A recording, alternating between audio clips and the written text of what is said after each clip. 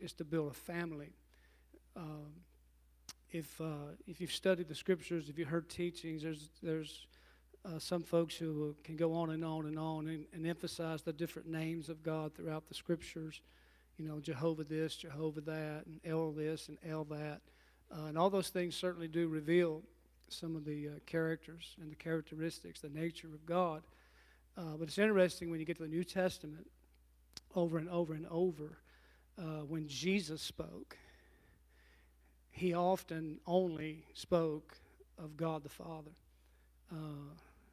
I know he's a healer, he's a redeemer, he's a provider, he's more than enough, he's all powerful, he's all those things. But Jesus spoke of him and spoke about him and spoke to him so different than the Pharisees and the religious people. You know, God was unapproachable, God was untouchable. And then Jesus comes along and calls him Father and talks about his connection to him as his son.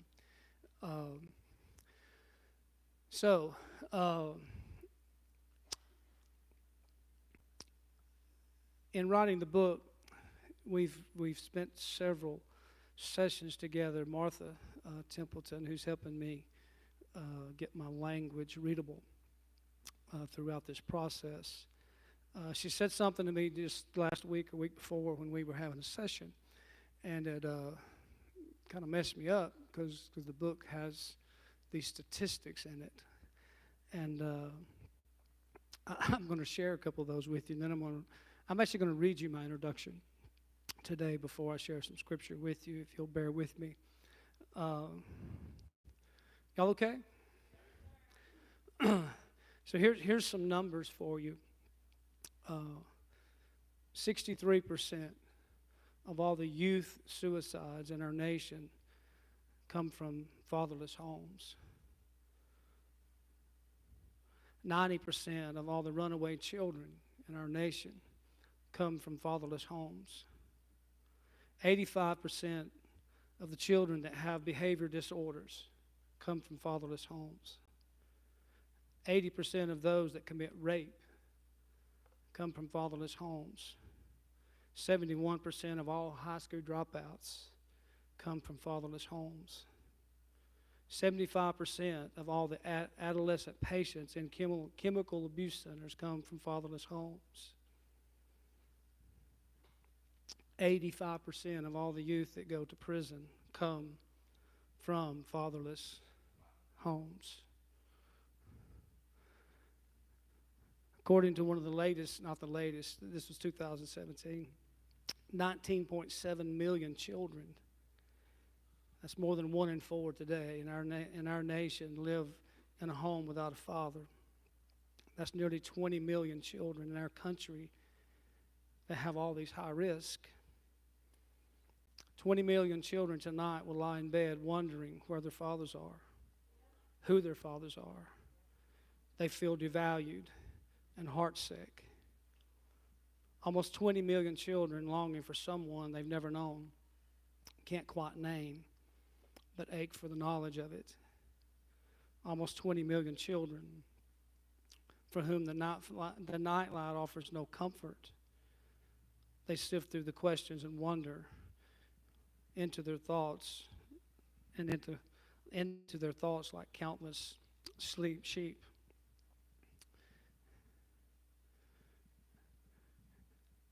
What Martha said to me a few weeks ago was that a new study says statistics don't move people. I think she's right. You know, all those 90s and 70s and whatever those numbers were, most of you probably can't quote one of them back to me right now, and it's 2 minutes ago.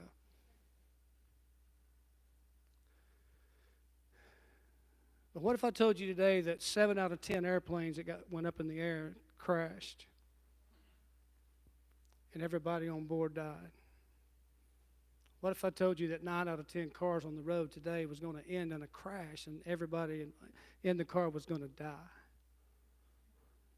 What if we said that 8 out of every 10 businesses in our land would fail and bankrupt?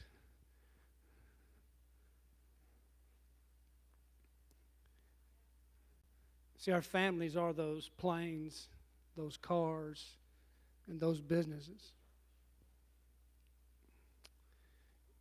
And yet we just continue to plow ahead,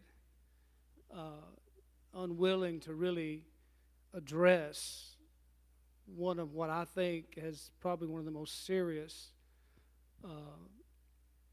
spiritual issues in our land today, and that is the absence of fathers. I've already heard, and I know some of your stories because some of you have been around here a long time, and a few of you know mine. And the truth is, as small a group as we sit here today, if we was to say, let's show our hands, how many of us could probably say, yeah, I relate to some of these statistics, some of these numbers. We were talking to Brianna yesterday on the road. We were traveling, and I don't know what came up or how it came up, but something about the book. I think Brenda's trying to edit and comment, add some flair to my book. I hope she does. I did ask. But it came up in the conversation, and Brianna made a joke about, she doesn't really like to read. It's what she gets for not being here. I'm using her. And I told her I was going to use her. But she said the only way she'd listen to my book is if I recorded the audio version of it in my voice. If I can find my application here. Here we go.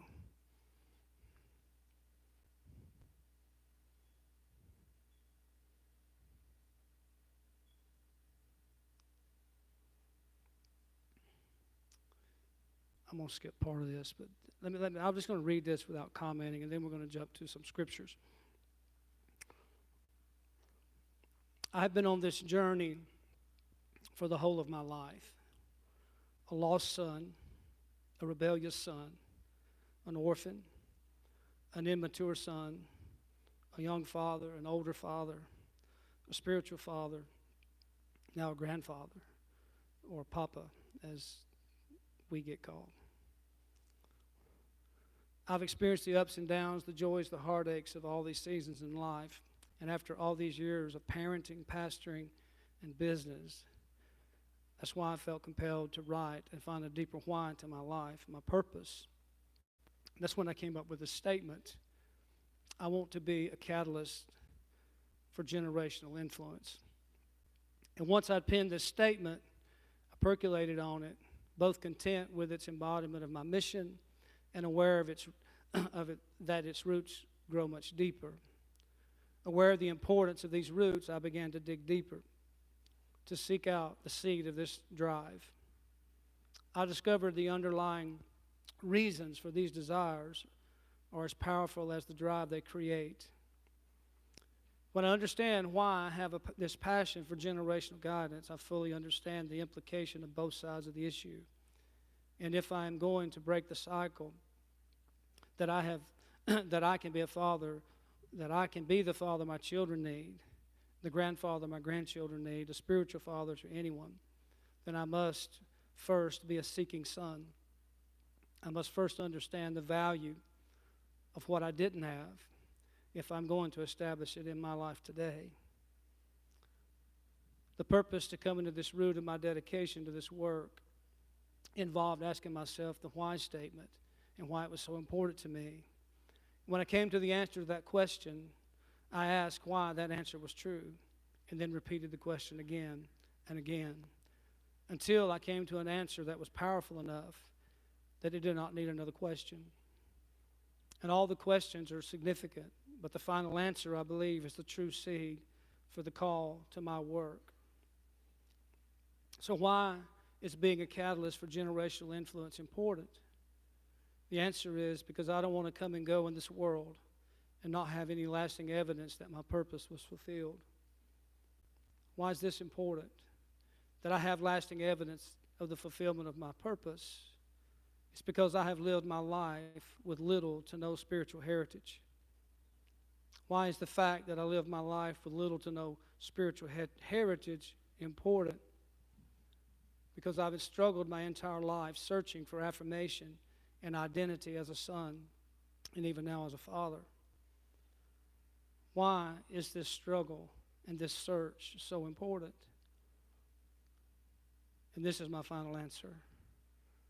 Because I do not want my heirs, natural or spiritual, to wander through their lives with unanswered questions, with insecurities, with self-doubt, with wounded orphan hearts. So my hope as I write this text is that it reaches someone in need of its message and for whom it can bring hope, can remove the shame and the frustration that holds so many in the prison of an identity crisis. If we do not know who we are created to be, the world around us will offer up their best opinion. If we receive that opinion, then we run the risk of living a lie. It's only when we discover the original good plan of the Father He has for us and the pattern that He's provided for us that we will live a life of peace with joy and fulfillment. I embarked on this journey as a child, much in need of a father. I grew into a boy who caught glimpses of fatherhood, what fatherhood could be from watching the fathers of my friends and their empowering interactions. These observations fed me powerful ideas about what it would mean to be a son to that kind of father. But they were just ideas. They were slippery specters of hope that I could not quite hold on to. And then it happened. As a young man myself, I found myself suddenly, unexpectedly facing the role of fatherhood myself, and it rocked me to my core. The idea of fatherhood, the shards of images and ideas I'd loosely joined together like a piece of folk art, dangling piece to piece, would now have to become concrete. And though I was in no way ready for it, I knew somehow it was my role, my responsibility. What I didn't realize at the time was that it would perhaps become the most significant calling in life. It was a pivotal moment in my life for which I'm grateful. And while I didn't fully understand at the time somehow, I knew, or I could see enough light to know that I would embrace it and secure the pieces together, bring them stability, resculpt them, reform them, build and sand and perfect the vision of what fatherhood could be, and I could step into that vision, so that I would become not the father I had, but the kind of father I needed, the one I wondered about. And in that journey, in that becoming, I have found healing. In the becoming, I've heard the voice of God.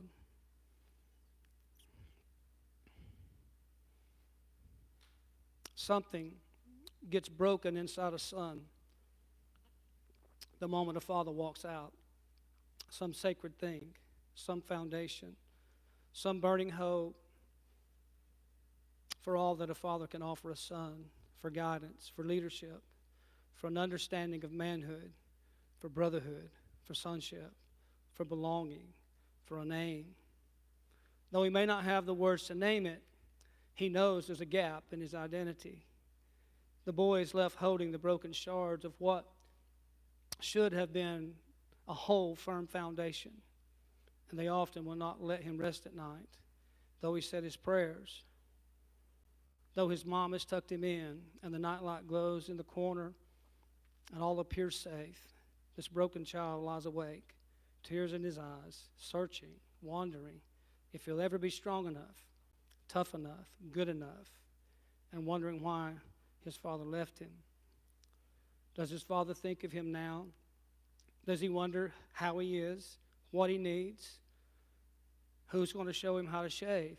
Who's going to teach him about girls, love, home? Who will fish with him, hunt with him, laugh with him, teach him to work? How is he going to grow into a man? The boy holds his hand toward the nightlight and watches the movement in the dark of the bedroom and wonders about his father's hands. All the unknowns of manhood lurk in the shadowy hope of the future, and he longs to rest, secure in the knowledge that his dad will be there, will love him, will have answers for him, will find them. And somehow in this fantasy, the boy will not be broken. and not feel the burden of having to find them on his own. Perhaps it was this early brokenness in me that helped shape the very distorted view I had of God. Perhaps the fading image of a father who would slip away like a vapor in the night and never seemingly think of me again tainted my idea of God as a father. Loving, merciful Father that sent his Son for me. I was told that if I would repent and believe, that he would forgive me. And someday, in the sweet by and by, I could go to heaven and live with him forever. And in the beginning, that sounded wonderful. What sensible person would refuse that offer? Heaven or hell, father or fatherlessness, a son, an orphan. So just that easy, I would accept his Son and live. But it wasn't until later that that image was tainted and distorted. I came to see God as unpleasable, an unfair ruler, a dictator that, like my father, was somewhere out there, somewhere out of reach, who had left me with the burden of expectation, afraid and flawed on my own, trying to figure it all out. There seemed to be no way to live up to the demands that I thought was required of me, and so for a short time, I was out. And looking back, I can see more clearly now, though I wasn't aware of it at the time, I was absolutely biblically illiterate. I simply believed whatever the man in the pulpit preached on Sunday or whatever the Sunday school teacher taught. That was not their fault. That was my responsibility. I was much like the children of Israel who told Moses, "You speak to God and then tell us what he said."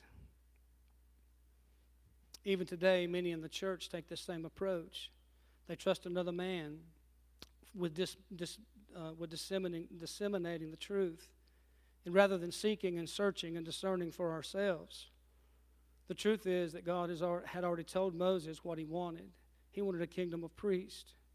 God's original plan was not a mediator system, but a kingdom of sons.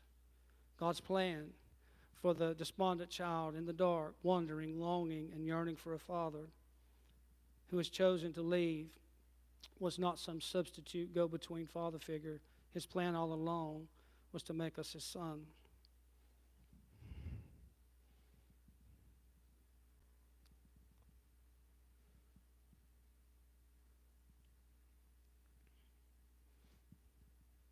I'm going to stop.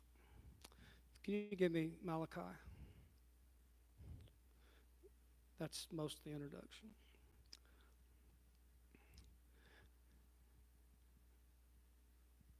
For a couple of weeks, I've been trying to say, Lord, what am I going to get up and talk about on Father's Day?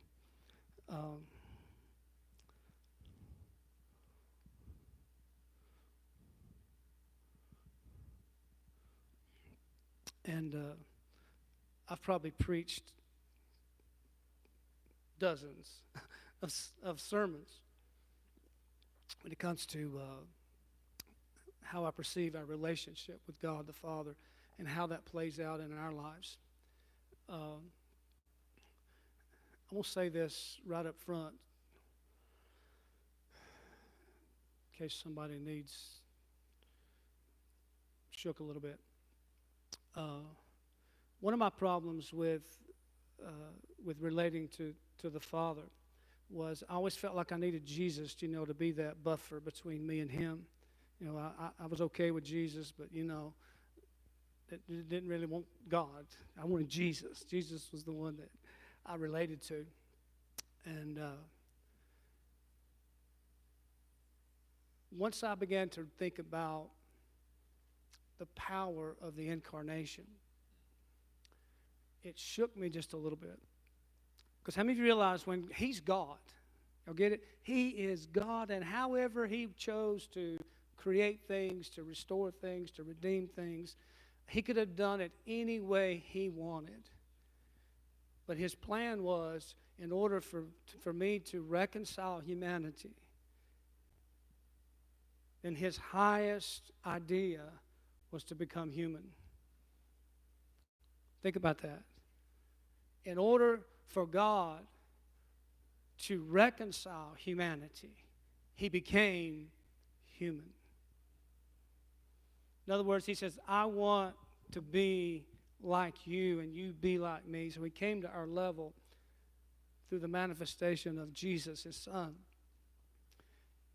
And one of the things I began to realize is, in order for something, if we're going to experience something at its highest level, I'm going to say it real plain, it has to be fleshed out. It has to be fleshed out, not just spiritual, but fleshed out. So God says, I'm going to become like you and show you what a son looks like. I'm going to show you what a son lives like. And he modeled that for us and related to us. Now here's the thing. Because we tend to we're okay with that statement and relate to Jesus. Jesus became, God became flesh. Y'all get it? But I'm also going to tell you this.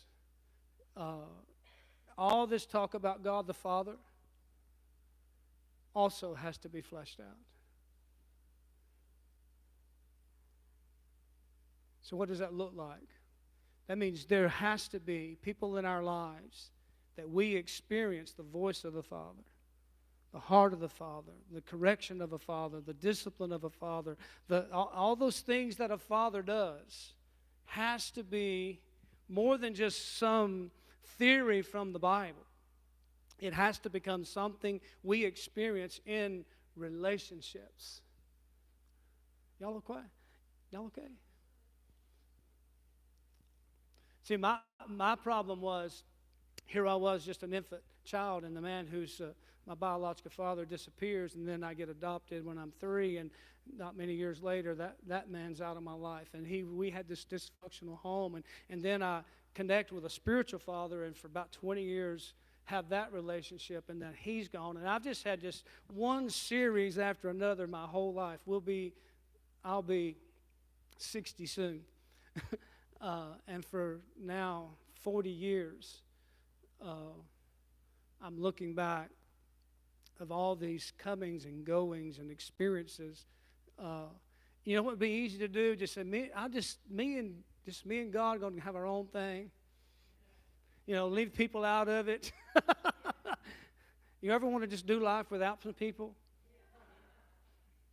Nobody else wants to be honest. That's too honest for some of y'all. Because when people get involved, things get messy. When people get involved, then weaknesses and flaws and all the stuff that comes along with our humanity gets in the mix. Now, you may have had perfect parents, and I hope you did. Maybe you had one perfect parent or two. You may have perfect kids, but I've never met anybody that did.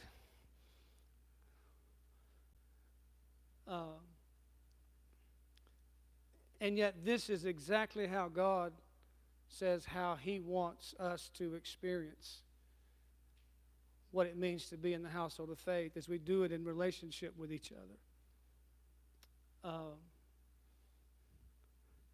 Malachi, I want to read a couple verses real quick and get to where I'm going. This is just something to think about. It's important. Malachi 4, this is the very last few verses of the Old Testament. And the prophet says something pretty powerful. He says, behold, I will send you Elijah the prophet before the coming of the great and dreadful day of the Lord. And he, talking about Elijah or the spirit of Elijah, he will turn, everybody say turn, the heart. Y'all are pitiful. Let's do it together. Turn the heart. There we go. He's going to bring a message that will turn the heart of the fathers to the children.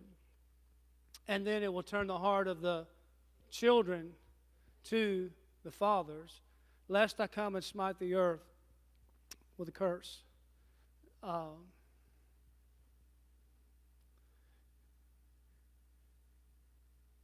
The idea of a heart being able to turn has always intrigued me when I think about that idea. Because here's what we do, especially in the 21st century church. We want to intellectualize everything.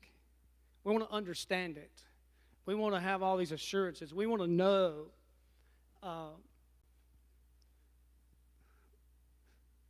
For 2 weeks, I kept saying, God, what can I share that's not just going to be something I've said 100 times?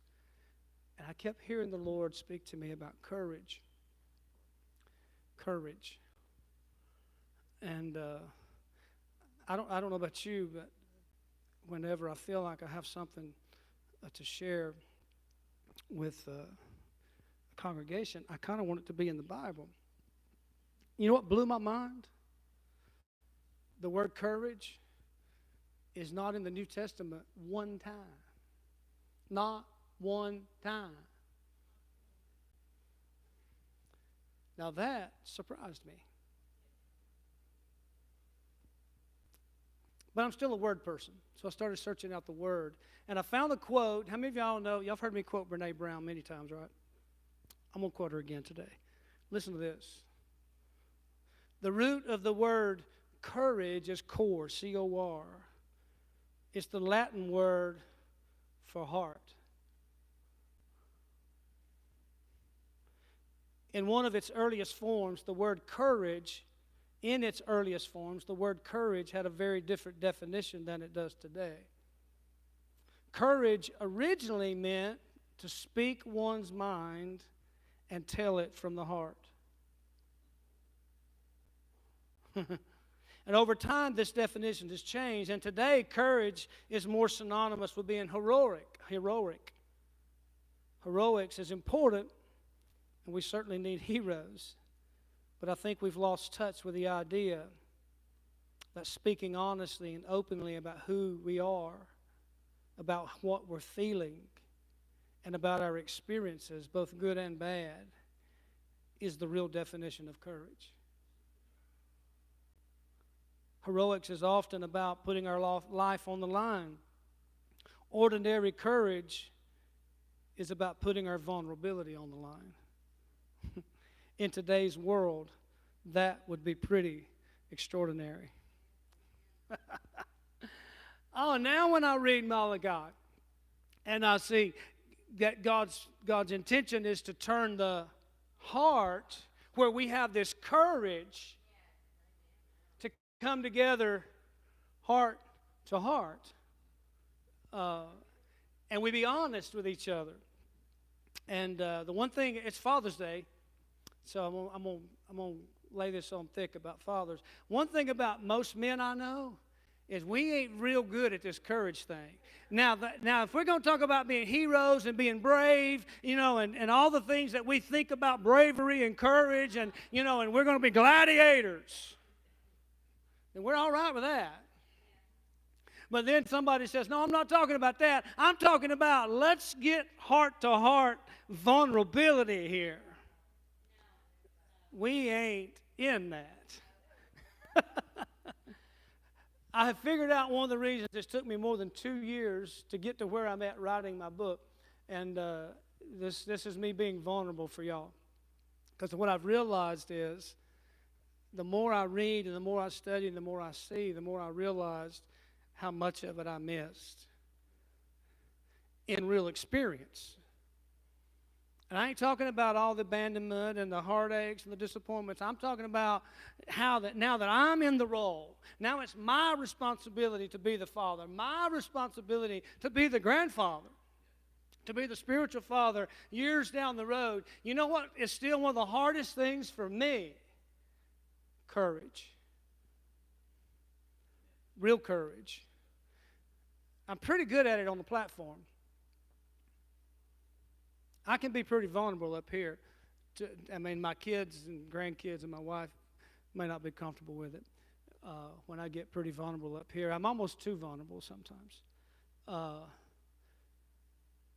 I'm telling you, in day-to-day life, raising kids, dealing with life and talking with men and talking with people face-to-face, it does not come natural for most men.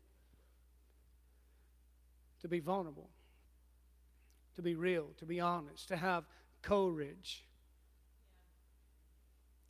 Now, if we want to talk about football and battles and victories and war and, we want to get down and, we're okay with that. Being strong, being brave, being heroes.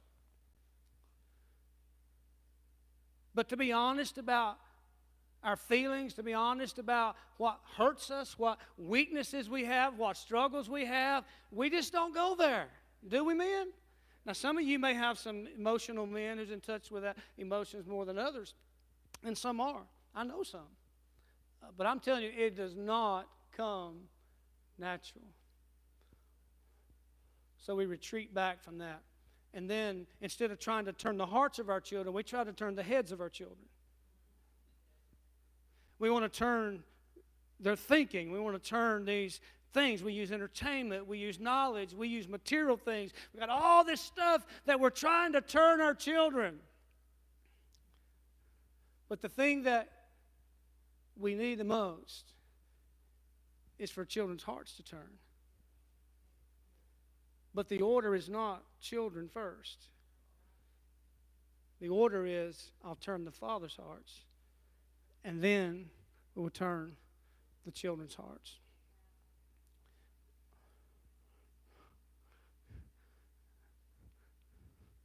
Let me read you a couple more verses, and then dear Jesus.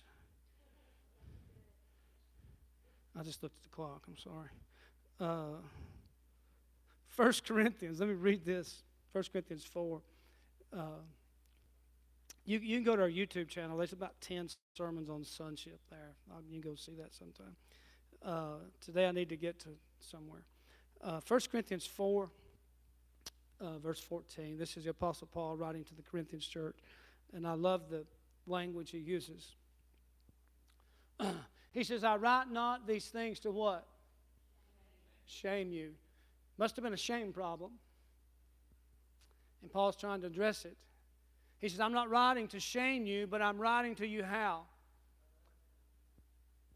Can y'all read? Let's do it. As my beloved sons, I am warning you, he says. He says, for though you have 10,000 instructors in Christ, yet you don't have many fathers. He says, for in Christ Jesus I have begotten you through the gospel. He says, wherefore I beseech you, be you followers or imitators of me. And for this cause have I done what? Sent unto you Timothy, my beloved son, faithful in the Lord, who shall bring you into remembrance of my ways, which be in Christ, as I teach everywhere in every church. The Apostle Paul was a scholar. He could get on any level they wanted to get on. He could revelate with anybody. And when he writes to the Corinthian church, he says to them, I'm not writing to shame you. I'm writing to warn you. I'm writing to you as a father to sons, right? Y'all with me? But then he does one of the most powerful things. Instead of just sending them a letter, he sent them a son. He says, you really want to know about me? You really want to know what I'm about, what I believe, how I live, what I look like, how I think, what I want you to imitate? Then look at my son, Timothy. That is powerful. That Paul, in order to convince the Corinthians of what kind of connection they had, what he was saying, he was offering them. He says, I want you to relate to me, to follow me. Not as some teacher, some instructor. Can I say it another way? A pastor, an evangelist, whatever title you want to give somebody. Instead of having just that kind of relationship, I want you to see me for what I really am wanting to be to you, like a father. And then he said, in order to reinforce this, I'm showing you what it looks like. Watch Timothy. And when you watch Timothy, you're going to think, that's Paul's son. He looks like Paul. He talks like Paul. He thinks like Paul. That sounds a little blasphemous to some people. I may go over the edge here, but that's okay. Some of y'all don't even know me. But I can tell you there's nothing more rewarding for me than when I watch people that God's given me the access into their life, to speak into their life, when I hear them pray. And I say, that sounds like one of my prayers. When I hear them prophesy, when I see them interact with other people, when I see them do life. And you know, some of you, maybe I should make this more natural. You ever watched your kids do something in success, and you know for a fact the reason they succeeded is because you trained them to do something, you taught them to do something, you spoke into their life, or you modeled something, and man, you're just so chest goes, man. That's what it feels like to be a real leader in the church when you see people overcome, get healed, recover, succeed. Amen. Paul didn't ask them to quote him. He didn't ask them to memorize his letters. He said, watch my son, and you'll really know who I am. Amen? Y'all okay? Come on, we need to hurry. I was saying I'd get you out at 11:30. It may be 12.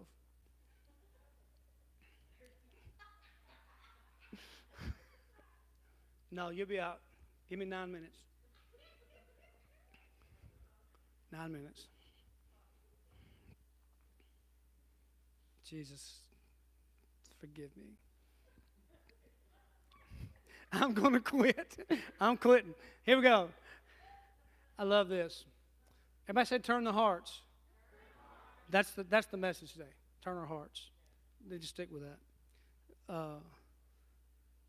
Give us that courage.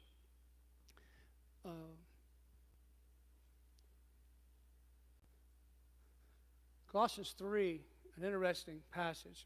This is the only verse in the Bible my daddy knew. He didn't go to church, but he knew that verse. Wives, submit yourselves unto your husbands as it is fit in the Lord. Wives, submit to your husbands. So there's the wives. Husbands, love your wives. Be not bitter against them. So he starts out telling the wives, submit. And again, just like the word courage, over time, things takes on a different meaning, a different emphasis. And in our culture, we kind of only, because we got this all free feminism today. And all manliness and masculinity has become toxic for some people. So we only see men who, we only see that language when we use that language, as you know, wives submit, as if you subject yourselves to their rule and their law and their demands. But it really is very different than that imagery. It takes really it means to have a reverence and a respect. And we did a whole marriage conference a few years ago on respect, love and respect. And it's a powerful thing that when you notice what's not said sometimes, and what Paul told the wife, he didn't tell her to love her husband. You know why? She ain't got no problem with that. Comes easy, comes natural.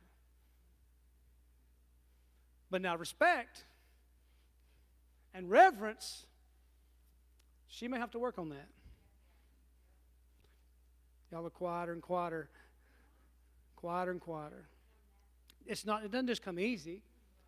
But ladies, can I give y'all some marital advice? Free.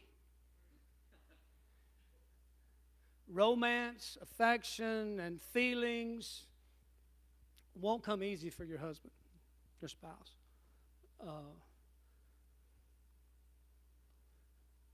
And when you try to use that language and that you try to use that in that relationship, he may not respond to it the way you want him to, because that's really not resonating with something about who we are. And we think we're broken, but what we realize is that when all this comes together, it's a beautiful picture of the fullness of what a relationship is supposed to look like. So we got men trying to be women and women trying to be men, and family dysfunction all over our country because we've lost the value of our uniqueness. I ain't getting into the woke stuff here. Y'all would be here for the rest of the day. But anyway, he doesn't tell the wife to love the husband. He tells her to submit or to respect and give reverence, because that's probably where the majority of the wives are going to struggle. Right? Y'all with me? Then he tells the husband, go back to the husband, I'm sorry. And he tells the husband to love the wife. Why? Because he can do the respect thing. We want respect. We want honor. We want reverence. We want to be valued and appreciated. But now that ooey love thing, it's okay, but give me respect. It gets quieter and quieter when we talk about this stuff. This is where we live. So Paul says, wives, this is what your husbands really need. Husbands, this is what she really needs. You with me? Children, obey your parents. Why? It ain't coming easy. Do you ever teach your child to be selfish? Did you ever teach your child to have a hissy fit, to lay down on the floor and scream? Did you have to teach them any of that stuff? Why? Kind of come natural, right? Now, you had to beat it out of some of them.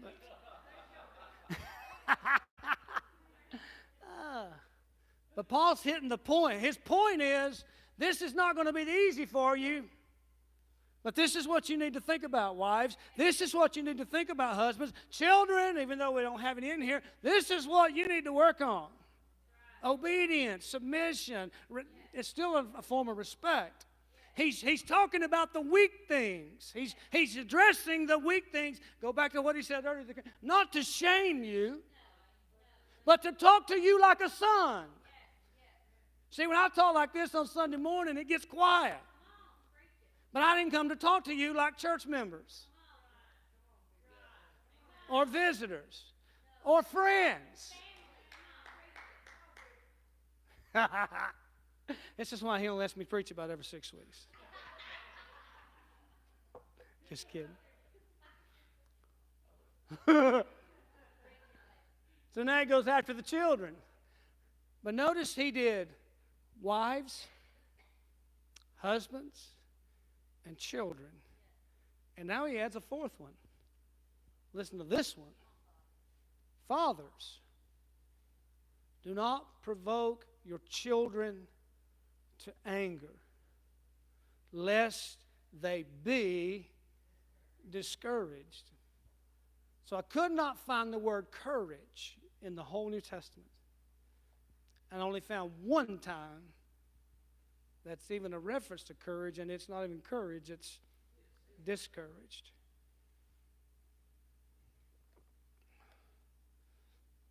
Let's go back to Malachi.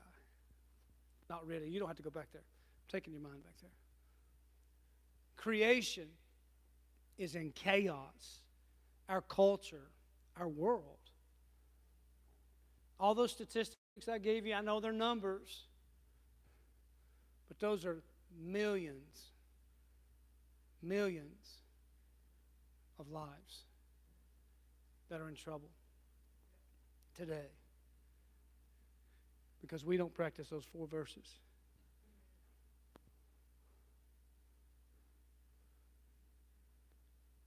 So Malachi comes along and says, this is what God's going to do. He's going to turn the hearts of the fathers. He's going to turn us so we have courage. Courage is not bravery. We've equated it to bravery. We think if someone's got courage, they're not afraid. If we think somebody's got courage, they don't have any fear. They don't have any anxiety. They don't have any, how we step back from things. And men have a tendency, we don't want anybody to know we're weak. We don't want anybody to see we struggle. Our egos are pretty healthy sometimes.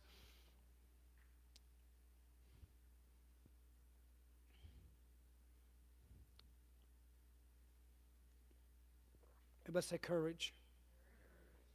Courage. I want to speak over the men. I'm speaking to everybody. I'm especially going to speak to the men. You don't know how much power you have in your words when you speak over your family, when you speak over your kids, when we speak over our families. And that's a broad word when I say that.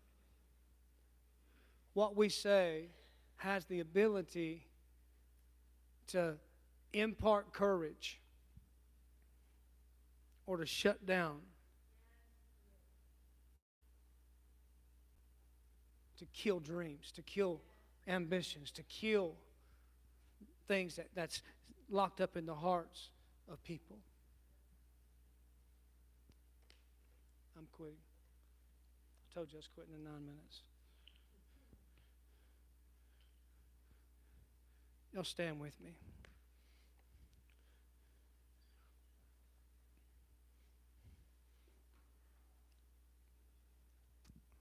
One of the chapters in my book is called The Voice of the Father. Jesus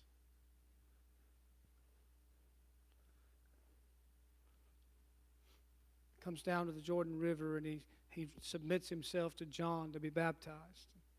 And as he does that, we hear this voice out of heaven, this is my beloved Son. Jesus comes out of the water, and then it says the Spirit leads him into the wilderness for 40 days. And for 40 days, he keeps hearing the temptation, if you are the Son, if you are the Son, if you are the Son.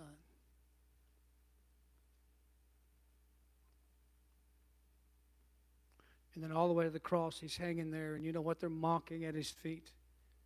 They're still crying the same thing. If you are who you think you are, if you are who you say you are, save yourself. Save yourself. That is the challenge. The challenge to hear who he says you are. When you hear the voice of the Father. And let me tell you something. Don't just spiritualize that. Remember what I said in the beginning? God's highest way of doing anything is to do it through incarnation. He fleshes it out. What does that mean? That means that when this man gets up and speaks into our lives, that's the voice of the Father. I got one yes.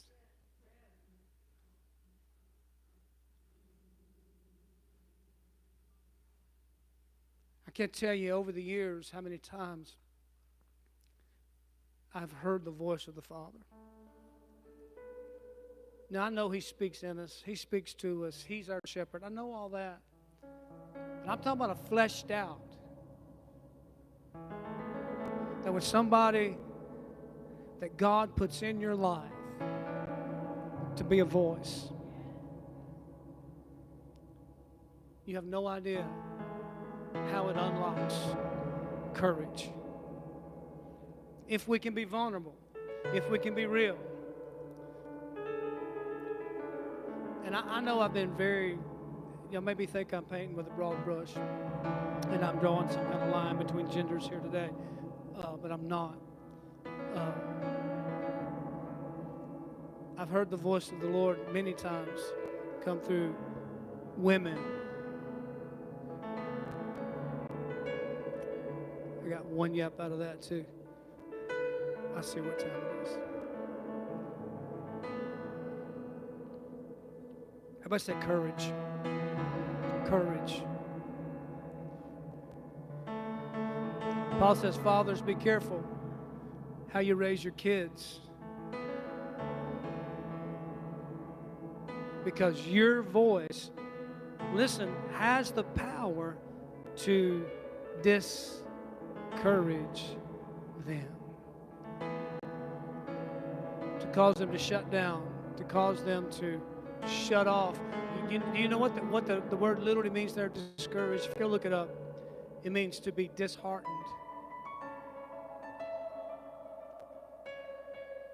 To have their spirits crushed.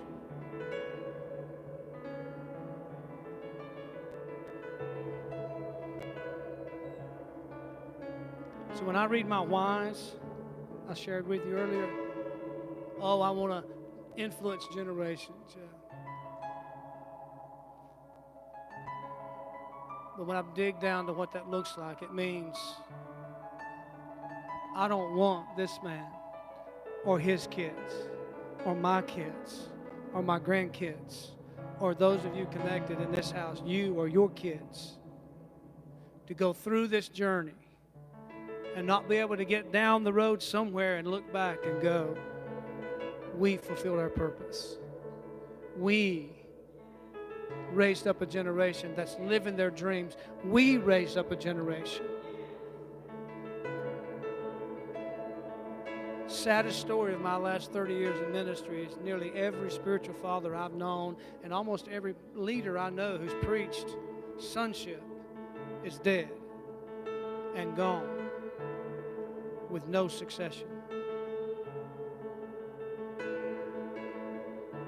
Let that sink in. Some people say, well, what are y'all doing at Word of Life and KFOC and Pastor Kevin? This, how many years now? 6, 7, 8? Wow. Ever how long it's been?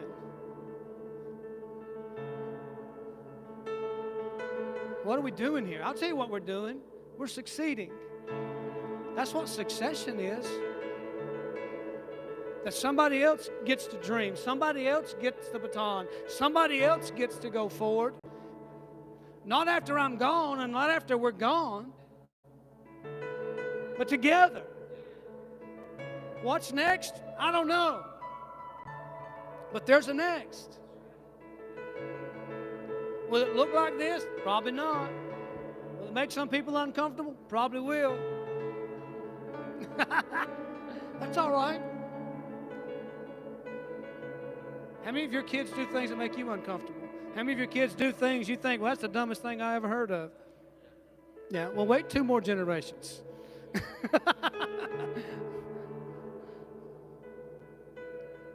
What do? We get to lay the foundation. We get to encourage. That's what fathers do. You go through that list in Colossians again. Respect and honor and love and obedience. And then he gets to this thing about fathers. He says, fathers, here's the one thing you need to be careful with. Do not discourage your kids.